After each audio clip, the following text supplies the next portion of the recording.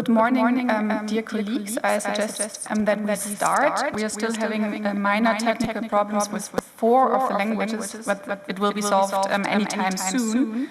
Nevertheless, I suggest that we start already because we have a very full timetable as usual.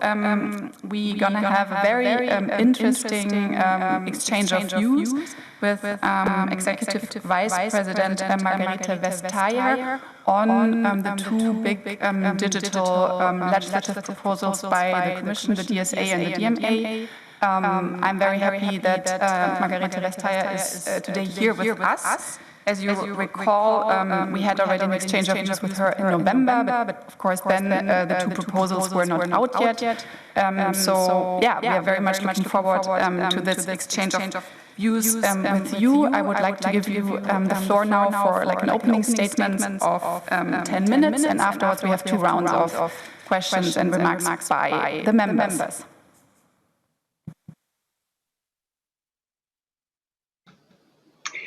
Thank you very much. I hope you hear me well. Yes, we can hear you. Excellent. Thank you very much, Honourable Chair, Honourable members. Thank you very much for the invitation to exchange views with you today on the 2 proposals, Digital Markets Act, Digital Services Act. As I hope you see, they together form the basis of a major reform of our digital space. I would like again to thank the Internal Market Committee, Rapporteur Mr. Saliba, for the excellent pre-legislative work that was done.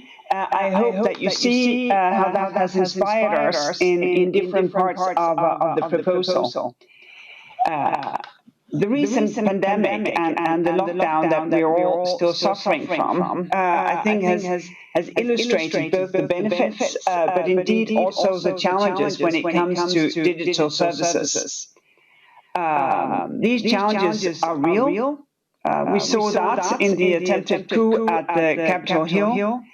And the challenges are many, such as the spread of hate speech, disinformation, attempts to manipulate elections, sales of dangerous products, or things that are basically just fake products, unfair market access for small players.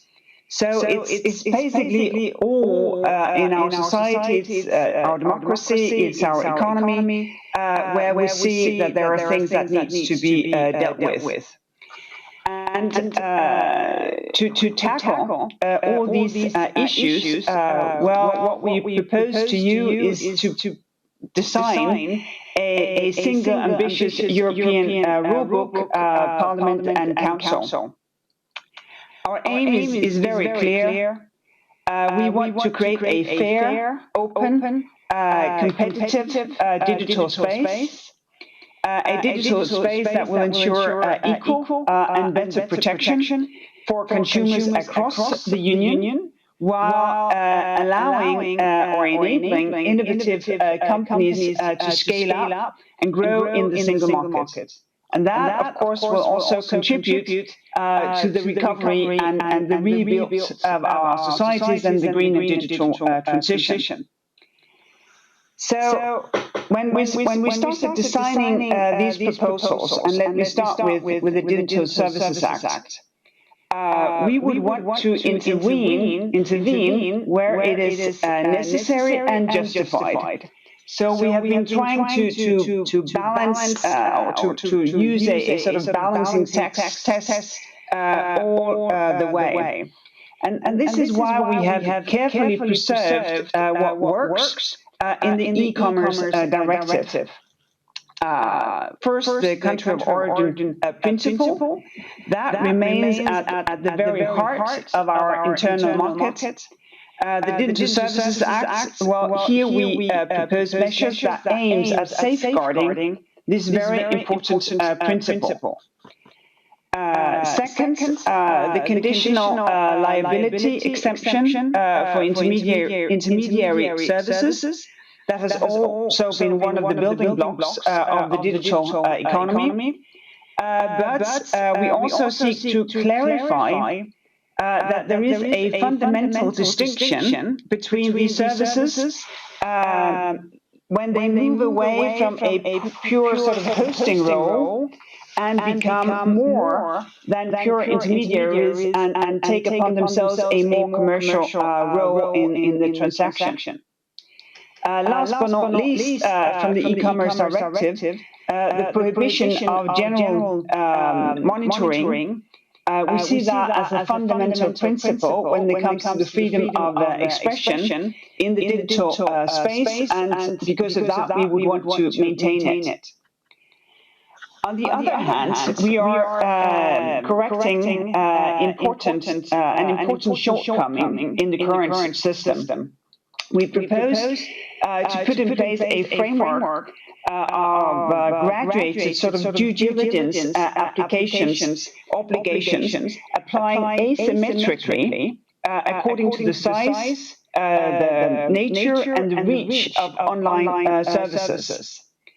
For online platforms, we would establish obligation for platforms to fight illegal content while empowering users to contest the removal of legal content. Second, rules on the traceability of online sellers so that rogue traders can be prevented from selling dangerous or counterfeit products or services in the single market.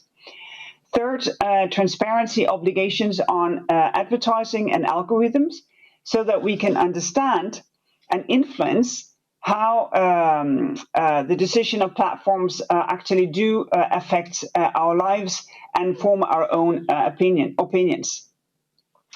As for the largest platforms, we also require them to analyze and manage the risk that their services pose to our society.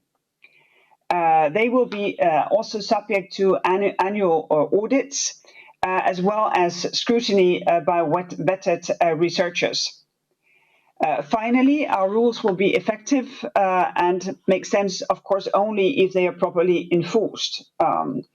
We therefore proposed, I think, a quite innovative, but hopefully also a robust enforcement framework. We propose the creation of an integrated system in Europe of cooperation between the authorities of the countries of establishment and those countries where the platforms provide their services. And this will improve the enforcement both of the Digital Services Act itself, but also of existing national and union laws, I think often seen or experienced as not being sufficiently enforced today. Then a few words on the Digital Markets Act. First, for me, there is a very clear distinction between the two proposals. The Digital Markets Act targets large platforms that act as gateways to customers. The Digital Services Act addresses primarily societal risks posed by systemic platforms. When you look at a platform, well, they should be a fair and open environment for businesses that depend upon them on their access to customers. And that is the point of the Digital Markets Act.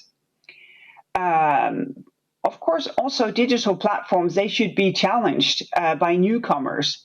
What we have experienced the last 10 years should only be the first chapter of digitization. There should be much more to come instead of gatekeepers getting a more and more entrenched position.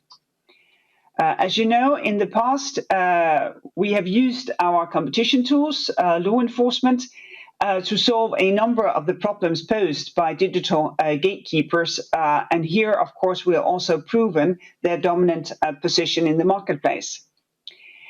And while competition law enforcement is an important and effective tool in tackling some of the problems, I think it has become quite clear, at least for us, that competition law enforcement, in a case-by-case manner, which is the nature of competition law enforcement, cannot address all systemic problems raised by digital platforms. Competition law enforcement that has to be complemented with ex-ante regulation to be able to tackle recurrent behaviors across all companies who have a gatekeeping role. Also, digital markets, they are prone to tipping. And we know that in such cases, it's better to prevent than having to cure it. When we're left to cure, there is a high risk that the harm is already done. And this means that small and medium-sized businesses, innovators, they can be weakened, they can be prevented from growing and scaling up, and they may even be driven out of the market. The Digital Markets Act, built on the knowledge that we have acquired by competition law enforcement and in-depth market research, of course, as well. And it will continue to do so. Because with the Digital Markets Act, we also propose a comprehensive tool to act quickly and with legal certainty for gatekeepers. And this is a major paradigm shift. As you know, the Markets Act contains criteria to identify undertakings acting as gatekeepers for one or more core platform services, all of whom, once they have been designated by a Commission decision, will have to comply with a number of well-defined ex-ante obligations and prohibitions.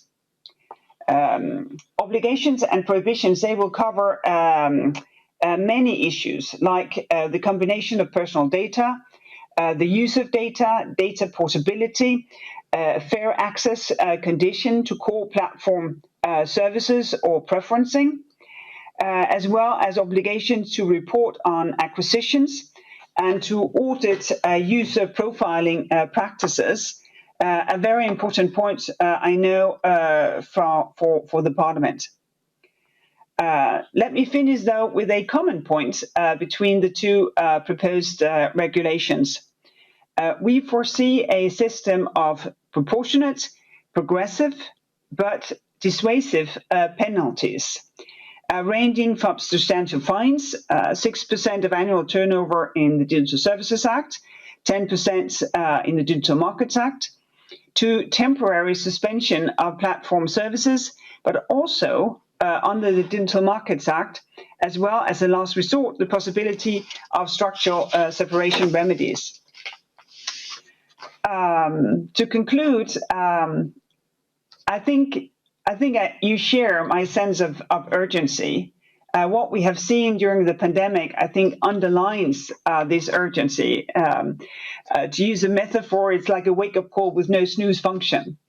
And I do hope that you will engage fully for a swift adoption of the two proposals.